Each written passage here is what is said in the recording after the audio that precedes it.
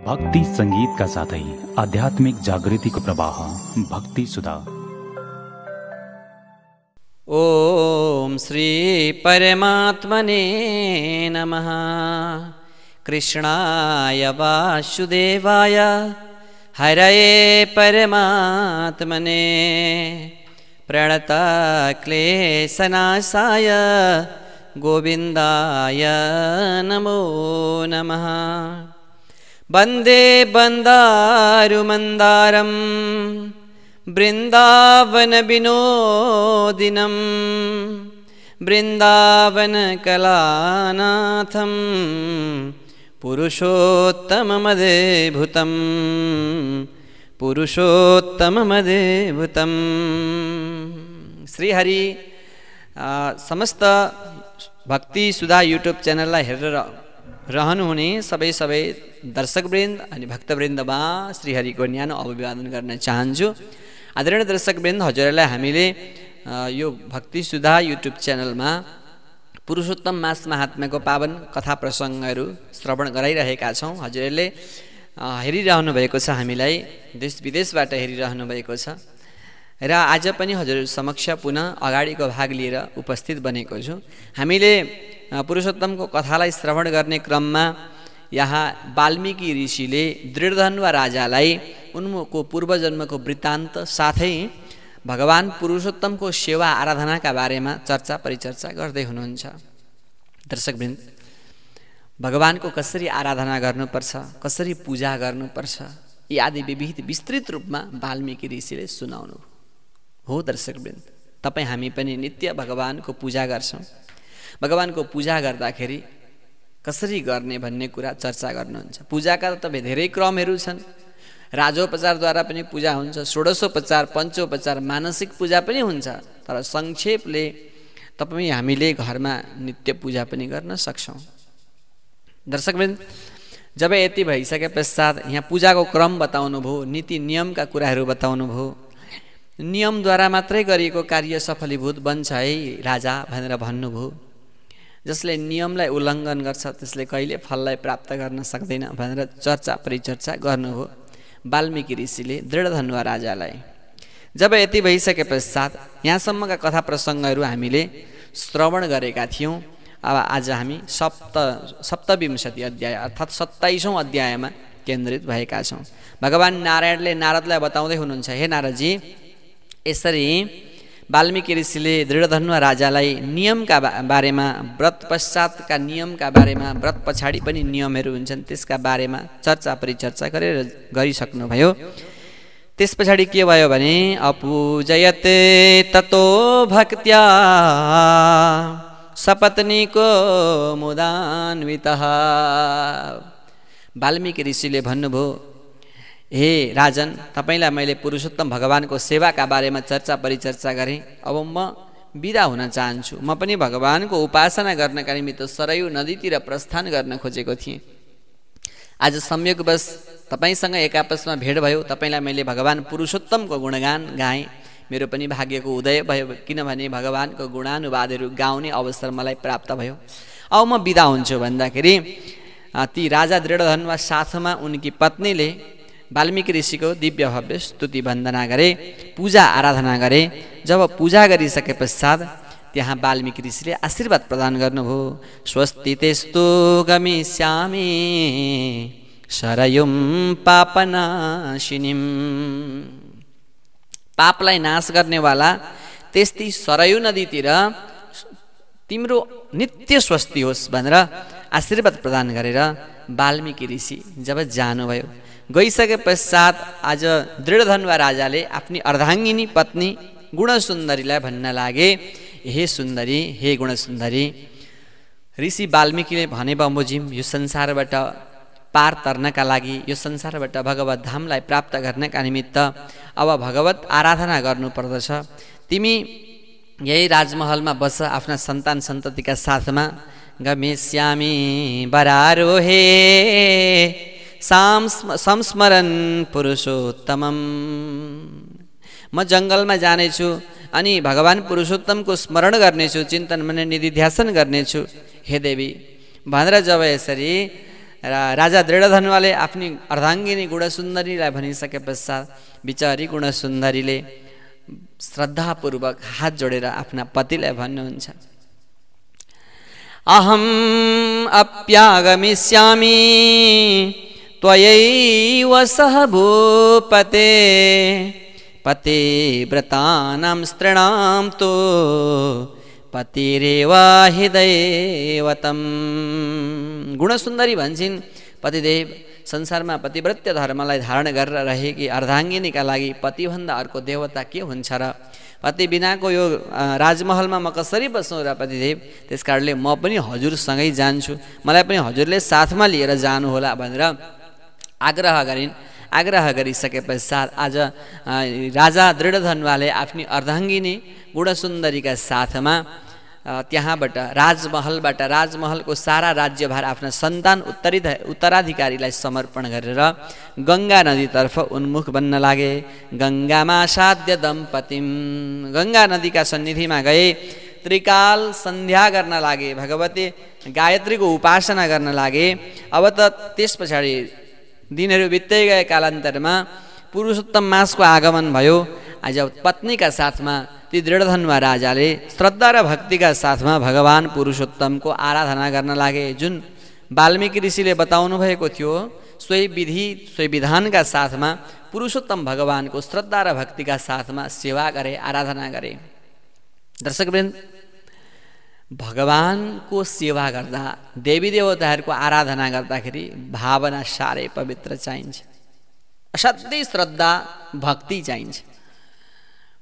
भावनालाई, पवित्र भावनालाई, भावना पनि जस्तो तस्तो होइन, पवित्र भावनालाई चाहिँ देवताहरूले स्वीकार गर्नुहुन्छ।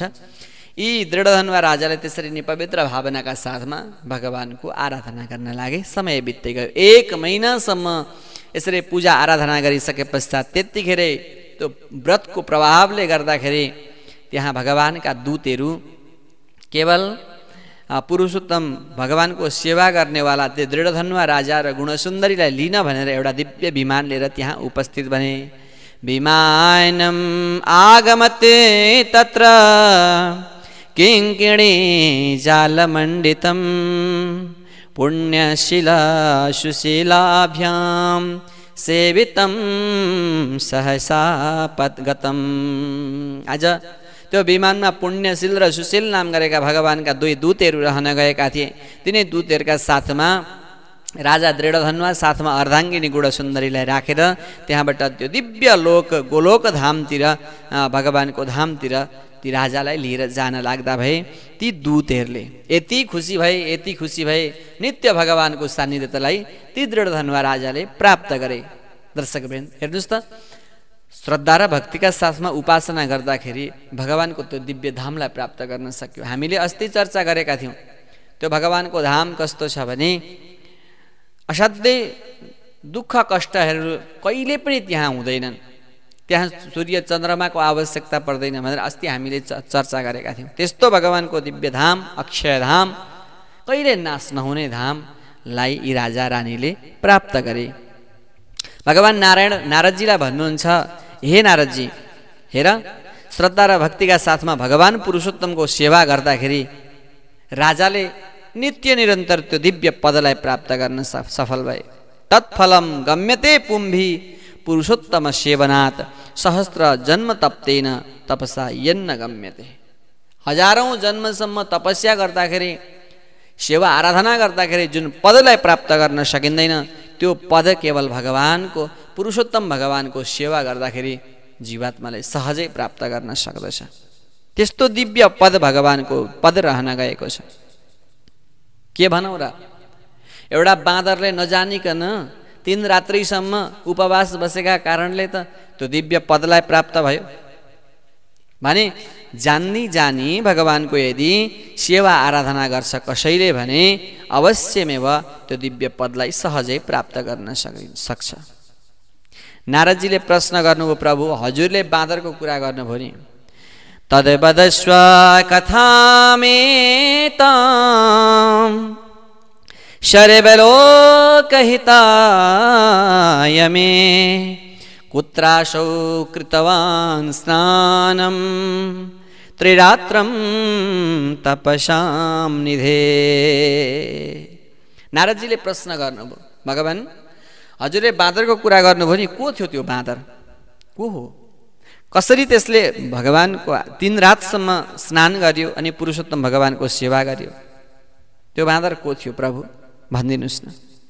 त्यसले के खाने गर्थ्यो, कहाँ जन्मिएको थियो अनि कहाँ बस्थ्यो त्यो बाँदर, त्यो सबै विस्तृत रूपमा त्यो बाँदरको चर्चा गरिदिनुहोस् न भनेर जब यसरी नारदजीले प्रश्न गरिसके पश्चात भगवान नारायण भन्नुहुन्छ, नारदजी ध्यानपूर्वक सुन, अवश्य म भन्ने छु।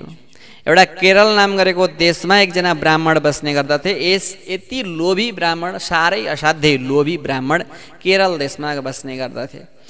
साह्रै धेरै लोभी भएका कारणले सबैले तिनलाई लोभी बाहुन भनेर भन्दा रहेछन्। हुन चाहिँ तिनको नाम चित्र शर्मा नाम गरेका ब्राह्मण रहन गएका थिए। न स्वाहा न स्वधा वापे कृतातेन कुबुद्धिना। ते ब्राह्मणले चित्र शर्मा नाम गरेका ब्राह्मणले न कहिले स्वाहा गरे न कहिले स्वधा गरे, आफ्ना घरमा कहिले त्यस्तो शुभ कर्म गरेनन्।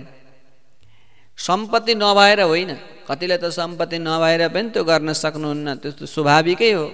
व्यावहारिक परिस्थितिले गर्दाखेरि ती कति त्यस्ता हुन्छन् हैन, जीवनमा कति दुःखहरू हुन्छन्, कति सङ्घर्ष गर्नुपर्ने हुन्छ।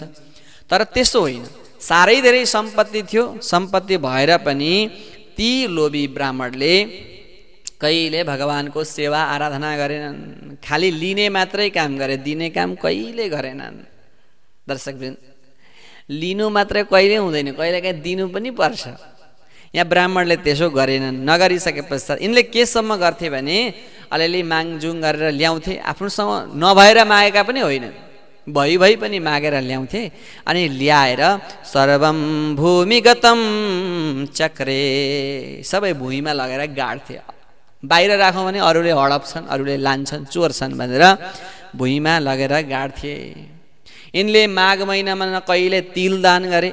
माघ महिनामा तिल दानको साह्रै ठुलो महिमा रहन गएको छ। दर्शकवृन्द, तिलका लड्डुहरू बनाउँछौँ तपाईँ हामी पनि अनि खान्छौँ, त्यसको साह्रै ठुलो महिमा रहन गएको छ।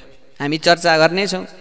कार्तिक मासमा न यिनले कहिले दियो बाले 1 महिनासम्म। कार्तिक महिनामा दियो बाल्नुको असाध्यै ठुलो पुण्य रहन गएको छ, दीपदानको।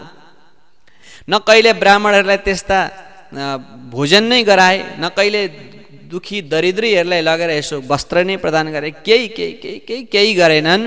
वैशाख मासमा यिनले धान दान पनि गरेनन्। यस्ता पुण्य कर्महरू कहिले यिनले गरेनन्। रवि सङ्क्रमणे काले न दत्तानि कदाचन, चन्द्र सूर्यो परागे च न जप्तम न हुतम क्वचित। यिनले यहाँसम्म गरे कि सूर्य सङ्क्रान्तिको समयमा कहिले दानादि कर्म त गर्दै गरेनन्। चन्द्र ग्रहण सूर्य ग्रहणका समयमा यसो गायत्रीको जप साधना केही गरेनन्। लोभी भए उनले, हेर्नुहोस् न, यति लोभी यस्ता कार्यहरू यिनले गरे। अब त गाउँबाट यिनका आफन्तहरूले यिनलाई तिरस्कार गर्न लागे। लोभी भन्थे, सबैले तिरस्कार गर्न लागे। चचारा धन लोभेन मूढधीर भूतले सदा। नित्य निरन्तर सबै ठाउँमा गएर माग्ने काम गर्थे, पृथ्वीमा घुम्ने गर्थे। अनि भन्थे, कोही पनि हुनुहुन्छ मलाई दान दिनेवाला भनेर भन्थे। कोपी यच्छदो यत्किञ्चित पामराय मुहुर्बदा। साह्रै पामरताका साथ कोही हुनुहुन्छ मलाई दिनेवाला भनेर यिनी भन्ने गर्दथे, सबैले धिक्कार्ने गर्थे। एक दिन के भएछ भने घुमफिर गर्दै जाने क्रममा यिनको एउटा साथी रहेछ माली, जो राजा महाराजाहरूको पुष्प वाटिकाहरू, फलको वाटिकाहरूमा सेवा गर्ने गर्छन् माली। ती माली चाहिँ यिनका साथी रहेछन्। यिनी तिनै साथीका साथमा गएछन्। जब यिनी साथीका साथमा गएर आफ्नो सारा दुःख कष्टहरू सुनाउन लागेछ अनि रुन कराउन लागे। यिनका साथीले भने, तिमी चिन्ता नगर, तिमीलाई म सहारा दिनेछु नि भनेर ती साथीका साथमा ती लोभी ब्राह्मण त्यहीँ बस्न लागे। तत सर्वात्मभावेन ममाय मिति निश्चयात् विहाय वाटिकां चिन्तां सिसेवे राजमन्दिरम्। यिनले के गरेछन् भने यिनका साथी मालीले चाहिँ यिनलाई यति छिटो विश्वास गरेर त्यो वाटिकाको सारा अधिकार तिनलाई समर्पण गरेर ती माली चाहिँ राजाको सेवा गर्नका निमित्त राजमहलतिर जान लागेछन्। यिनी विश्वास जितिएका यी लोभीले के गरेछन् भने लगेर त्यहाँको फलहरू लगेर बेच्ने, अनि त्यहाँको फल बेचेको जो सम्पत्ति हुन्छ, पैसा हुन्छ, ल्याएर भुइँमा गाड्ने, अनि विश्वासघात गर्न लागेछन्। तर पनि यिनका साथीहरू हेर्न आउँथे, विश्वास दिलाउने गर्दथे। विश्वासघात गरे यिनले। सप्ताशीति कदर्यस्य जरा जर्जरितस्ततः। समय बित्दै गयो, कालान्तरमा के भएछ भने 87 वर्षसम्म यिनले यसरी विश्वासघात गर्दै त्यो वाटिकामा बस्न लागे। 87 वर्ष पश्चात यिनलाई रोगले ग्रसित बनायो। दर्शकवृन्द, रोगग्रस्त भएपछि ममार मूढधीस्तत्र नैवाप बन्निदारुणौ। जब यति भइसके पश्चात त्यही वाटिकामा 87 वर्षको उमेरमा ती लोभी ब्राह्मण मरे। जब मरिसके पश्चात के भयो भने अब त यिनको आत्माले आफूलाई नि धिक्कार गर्न लाग्यो। यिनी के भन्थे, यिनको आत्माले के भन्न लाग्यो भने ओहो, मैले त यति सुन्दर मानव देहलाई प्राप्त गरेर पनि केही त्यस्तो कर्म गर्न सकिनछु। आसाध्य मानुषम देहम दुर्लभम त्रिदशैरपि खण्डेस्मिन् भारते पुण्ये कृष्ण सारा मृगान्विते। जुन राष्ट्रमा, जुन क्षेत्रमा कृष्ण सार नाम गरेको त्यस्तो जीव बस्ने गर्दछ, त्यस्तो परम पवित्र भारत भूमिमा, भारतवर्षमा मेरो जन्म भयो। मेरो जन्म भएर पनि मैले त्यो जन्मलाई त्यत्तिकै खेर फालेँ। हे विधाता, आज मेरो जीवन त धिक्कार भएछ, मेरो जीवन त धिक्कार भएछ। साह्रै दुःख र कष्टका साथमा पनि प्राप्त गर्न नसकिने मानव देहलाई प्राप्त गरेर पनि मैले त्यत्तिकै खेर फालेँ। हो दर्शकवृन्द, तपाईँ हामीले कयौँ जन्मसम्म पुण्य पुञ्जहरू भेला पार्दा गरेर अनि मात्रै मानव देहलाई प्राप्त गर्न सकिन्छ। फेरि यो मानव देहलाई प्राप्त गर्न सकिँदैन। न शरीरम पुनः शरीर त एकचोटि पाइन्छ। त्यसकारणले बल्ल प्राप्त भएको मानव देहलाई अवश्य तपाईँ हामीले त्यो भगवत धामलाई प्राप्त गर्नका निमित्त केही कर्म गर्नुपर्छ। यी लोभे ब्राह्मणले को आत्माले आफूलाई धिक्कार गर्न लाग्यो। न मैले कहिले दानादि कर्म गरेँ, न हवनादि कार्य गरेँ, न गाङ्गम सेवितम तोयम माघे मकरगे रबौ। न माघ महिनाको सङ्क्रान्तिमा गएर मैले गङ्गा स्नान गरेँ। हे विधाता, आज मेरो आत्मा त, मेरो जीवन त त्यत्तिकै मैले व्यतीत गरेछु, त्यत्तिकै बितेर गएछ भनेर यिनले आफूलाई धिक्कार गर्न लागे। यहाँ भगवान नारदजीलाई भन्नुहुन्छ, हे नारदजी, अवोचते स्वामिनं धर्मं कदर्योऽयं द्विजाधमः न कञ्चित् सुकृतं त्वस्य धनलुब्धस्य दुर्मते। जब यमराजका यमदूतहरूले त्यो आत्मालाई लिएर यमराजका सन्निधिमा पुर्याए, यमराजका सन्निधिमा पुर्याइसके पश्चात चित्रगुप्तलाई यसो खाता पल्टाए। तिनको पुण्य र अपुण्य, शुभ र अशुभ फल हेर्नका निमित्त खाता पल्टाउँदाखेरि त एउटा पनि पुण्य कर्म केही गरेका रहेनछन्। एकातिर त विश्वासघात गरेका थिए यिनीले आफ्नो साथीलाई, अर्कोतिर यति लोभी थिए। दर्शकवृन्द, लोभ नै पापको मुख्य कारण हो। लोभ पापस्य कारणम ग्रन्थहरू भन्छन्। लोभ नै पापको मुख्य कारण हो। त्यसकारणले अति लोभ हो, व्यवहार गर्ने क्रममा लोभ गर्नु पनि पर्छ, तर अति कहिले गर्नु हुँदैन। अति सर्वत्र वर्जित, अति सबैतिर वर्जित छ। जहाँ अति हुन्छ त्यहाँ खति पनि हुन्छ। उखान पनि छ नि, अति गर्नु हुँदैन है, खति हुन्छ भनेर। त्यसकारणले चित्रगुप्तले भने, महाराज यसको त एउटै पुण्य कर्म रहेनछ, सबै अपराधै अपराध रहेछन् भनेपछि धर्मराजले दारा किट्दै त्यो पापीतिर फर्केर भन्न लागे, इत्थं निशम्य विधिनन्दन चित्रगुप्त वाक्यं क्रुधा प्रबलया प्लुतधर्मराजः आहैषयातु कपि जन्म सहस्रकृतो विश्वासघातकृतिजं फलमस्य पश्चात्। धर्मराजले तिनलाई यातना दिन लागे। यी ब्राह्मणका छोरा हुन्, तर पनि यिनलाई मैले यातना दिनुपर्ने भयो किनकि यिनले विश्वासघात गरेका छन्। आज विश्वासघात गरेका कारणले गर्दाखेरि म यिनलाई 1000 पल्ट बाँदरको योनिमा जन्मिने त्यस्तो फल दिँदैछु। 1000 पल्ट यिनले बाँदर योनिमा जन्मिनु पर्ने हुन्छ।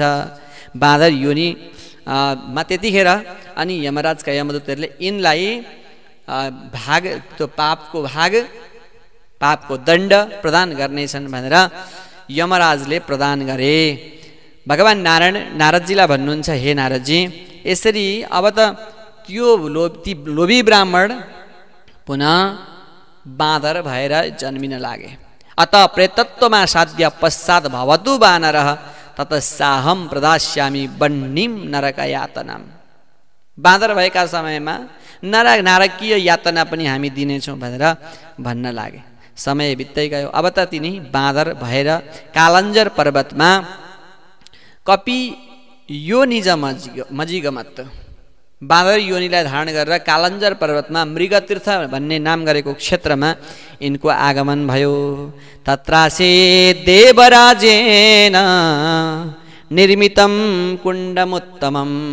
जुन कालञ्जर पर्वतमा देवराज इन्द्रले निर्माण गरेको एउटा साह्रै सुन्दर मृगतीर्थ नाम गरेको तीर्थ रहन गएको थियो। साह्रै सुन्दर सरोवर रहन गएको थियो। देवताहरूलाई पनि दुर्लभ त्यो सरोवर नजिकै यिनी बानर भएर जन्मिन लागे। यिनी बानर भए। तत्रायम प्रथमम जन्म काव्यम लब्धवान द्विजः। ती ब्राह्मणले पहिलो जन्म त्यही मृगतीर्थमा जन्मिए। साह्रै सुन्दर तीर्थ, असाध्यै पापलाई पनि हरण गर्नेवाला तीर्थ त्यो मृगतीर्थ रहन गएको थियो। नारदजीले प्रश्न गर्नुभयो, भगवान् त्यति लोभी त्यति पापी त्यो आत्माले बानर योनिलाई धारण गर्ने क्रममा त्यो तीर्थमा चाहिँ कसरी जन्मियो? केही संयोग त बन्यो होला नि भनेर नारदजीले प्रश्न गर्नुभयो। मृगतीर्थे कथम कपि, त्यो बानरले मृगतीर्थमा कसरी जन्म लियो भनिदिनुहोस् न प्रभु। प्रश्न गरिसके पश्चात भगवान् नारायण भन्नुहुन्छ, अवश्य म भन्नेछु, सुन्नुहोला। हे नारदजी, कश्चिद वैश्यो महान् आसीन् आत्मा वै चित्रकुण्डलः तत्पत्नी तारका नाम्नी पातिव्रत्या परायणा। कश्चिद वैश्य महान् आसीत्, कुनै एउटा वैश्यकुलमा जन्मिएका एकजना चित्रकुण्डल नाम गरेका जो विख्यात धनाढ्य वैश्य रहन गएका थिए। तिनकी एउटी अर्धाङ्गिनी थिइन् जसको नाम थियो तारका भन्ने। ती दुवै पति पत्नी साह्रै श्रद्धालु रहन गएका थिए। ती चित्रकुण्डल अनि तारका साह्रै श्रद्धालु, श्रद्धा भक्ति गर्नेवाला त्यस्ता रहन गएका थिए। भगवानप्रति आफ्नो जीवन समर्पण गर्नेवाला त्यस्ता रहन गएका थिए। साह्रै नित्य निरन्तर भगवानप्रति श्रद्धा र भक्तिलाई जागृति गराउनेवाला चित्रकुण्डल र तारकाले एक समयको कुरा हो भगवान पुरुषोत्तमको सेवा गर्ने भएछन्। 1 महिनासम्म भगवान पुरुषोत्तमको आराधना गरे, पूजा गरे।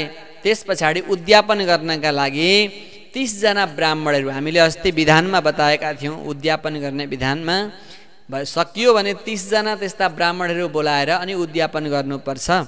यदि सकिएन भने पनि 1 जना त्यस्ता वैदिक ब्राह्मणलाई बोलाउनुपर्छ, ब्राह्मणीलाई बोलाउनुपर्छ भनेर भनेका थियौँ। ती चित्रकुण्डल नाम गरेका वैश्यले पनि 30 जना ब्राह्मणहरू बोलाउने क्रममा यी लोभी पनि परेछन्। यी लोभी पनि परे। अब त ती चित्रकुण्डलले दान गर्ने क्रममा काँसको थालीमा 30 वटा मालपुवा राखेर अनि त्यसको पूजा गरेर अनि त्यस पछाडि श्रद्धा र भक्तिका साथमा ब्राह्मणहरूलाई समर्पण गरे।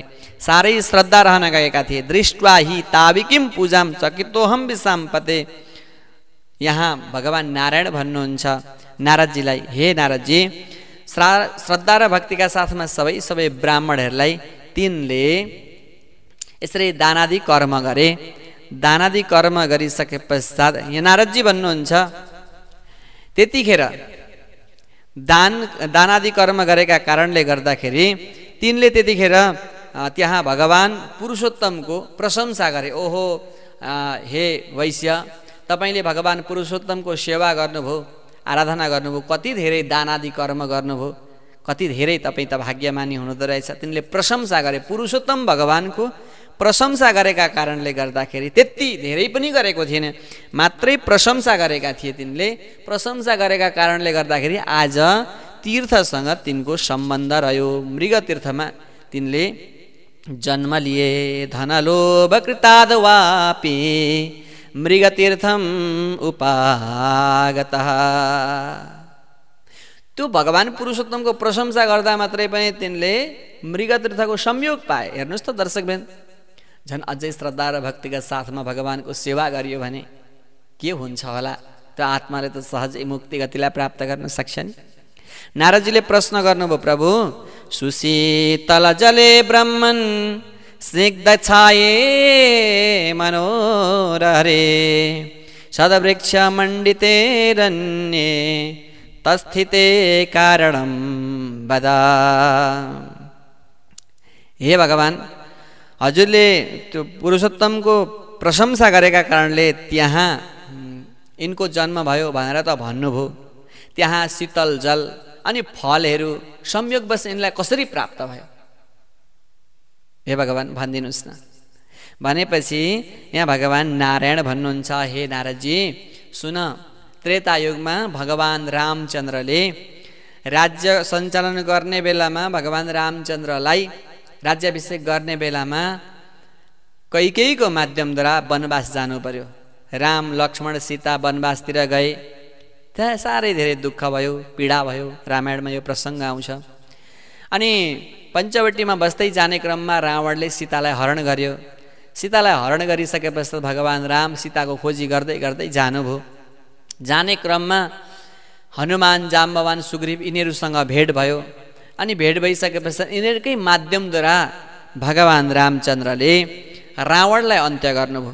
जब रावणलाई अन्त्य गरिसके पश्चात सीतालाई अग्नि परीक्षा गरेर अनि भगवान् रामले स्वीकार गर्नुभयो। हो त्यतिखेर तमाम वानरहरूले भगवान् रामचन्द्रको सेवा गरेका थिए। जब रावणलाई अन्त्य गरिसके पश्चात देवताहरूले भगवान् रामचन्द्रप्रति पुष्पवृष्टि गर्न लागे। देवताहरूले भन्छन्, हे भगवान्, हजुरको अब हामीले कसरी सेवा गरौँ भन्दाखेरि यी जति पनि मरेका बाँदरहरू छन् यिनीहरूलाई पुनः जागृति गराइदिनु होला देवता हो। भनेपछि देवराज इन्द्रले अमृत वर्षाए। त्यस पछाडि समस्त बाँदरहरू जागृति भए, उठे। त्यतिखेर भगवान् रामचन्द्रले आशीर्वाद प्रदान गर्नुभयो ती बाँदरहरूलाई, तिमीहरू जहाँ जहाँ हुन्छौ त्यहाँ त्यहाँ शीतल जल अनि सुन्दर सुन्दर फलहरूको बन्दोबस्त आफै मिल्नेछ, प्रकृतिले तिमीहरूलाई प्रदान गर्नेछिन् हे बाँदरहरू भनेर भगवान् रामचन्द्रले आशीर्वाद प्रदान गर्नुभयो। त्यही भएर जहाँ बाँदर हुन्छ त्यहाँ शीतल जल अनि फलहरूको व्यवस्था आफै मिल्छ। भगवानको आशीर्वाद हो यो। त्यो बाँदर पनि त्यो मृग तीर्थमा बस्ने क्रममा आनन्दताका साथमा बसिरहेको थियो, सुखका साथमा बसिरहेको थियो। एक त तीर्थको संयोग, खुसी पनि थियो बाँदर। एक दिन के भएछ भने वृक्षाद वृक्षान्तरम गच्छन् मेने मृत्युम सुखावहम। एक दिन एउटा रुखबाट अर्को रुखमा हाम फाल्ने क्रममा बिचमै झरेछ बाँदर। अब त झरेपछि त्यसको खुट्टो भाँचिएछ। खुट्टो भाँचिसके पश्चात अब त यति पीडित भयो, यति दुखी भयो त्यो बाँदर, कहीँ हिँड्न पनि सक्दैन, कहीँ खान पनि जान सक्दैन, साह्रै पीडित भयो। त्यही समयमा अब त हिँड्न पनि सक्दैन, कहीँ उफ्रिन पनि सक्दैन, खानेकुरा केही छैन। एक दिन बित्यो, 2 दिन बित्यो, कति दिनसम्म बाँच्ने नखाइकन? विचार गर्नुहोस् त, आत्मा त, प्राण त अन्नमा अर्थात् खाद्य पदार्थमा अड्केको हुन्छ। यदि खाद्य पदार्थ तपाईँ हामीले स्वीकार गरेनौँ भने त प्राण कहाँ रहन्छ र प्रभु? सकिन्छ। यो बाँदरको पनि त्यस्तै भयो। अब त खान नपाएपछि गतानी लुण्ठत कुण्डे मासे श्री पुरुषोत्तमे पञ्चमे दिवसे प्राप्ते मध्यन दिन गतेर भौ। समय बित्दै गयो, त्यतिखेर पुरुषोत्तम मासको आगमन भएछ। 3 रातसम्म असाध्यै ठुलो पानी पनि पर्यो, ऊ हिँड्न नसकेका समयमा त्यो पुरुषोत्तमको संयोग, त्यो रोगग्रस्त बाँदर, हात खुट्टा भाँचिएको बाँदर रात्रिको समयमा पानी झमझम पानीले उसलाई कुटेछ। जब 5औं दिनमा रवि सूर्य मध्याह्न समयमा त्यतिखेरै शतम देहम समुत्सृज्य विनिर्धूतमलाशयः सद्यो दिव्य वपु प्रापः। त्यतिखेरै त्यो बाँदरको शरीरबाट प्राण छुटेछ, प्राण निस्केर गयो। जब प्राण निस्केर गइसके पश्चात अब त्यतिखेर भगवानका दूतहरू दिव्य विमान लिएर त्यो बाँदरको आत्मालाई लिन भनेर त्यहाँ उपस्थित बनेछन्।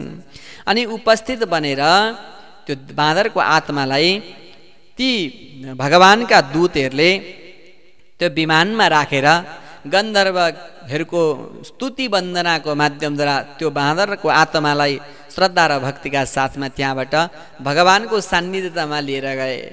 ती भगवानका दूतहरूले एतत् पुण्यतमस्यैव योग्यम वैमानिकम सुखम, यो पुण्यका प्रभावले पुरुषोत्तम मासमा 3 रात्रि उपवास बसेका कारणले गर्दाखेरि त्यो बाँदरको आत्माले सहजै भगवानको दिव्य धामलाई प्राप्त गर्न सक्यो।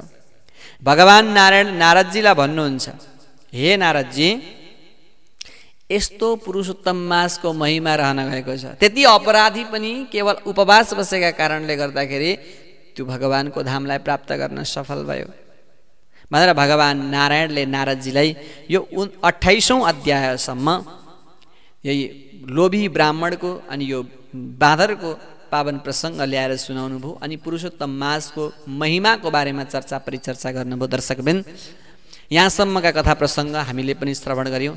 यहाँभन्दा अगाडिको अब हाम्रो एक भाग हजुरहरू समक्ष लिएर आउनेछौँ। योभन्दा अगाडिको भागमा अगाडिका कथा प्रसङ्गहरू लिएर पुनः उपस्थित बन्ने नै छौँ। अहिलेका लागि यो बसाइबाट म पनि बिदा हुन्छु। हवस् त, श्री हरि।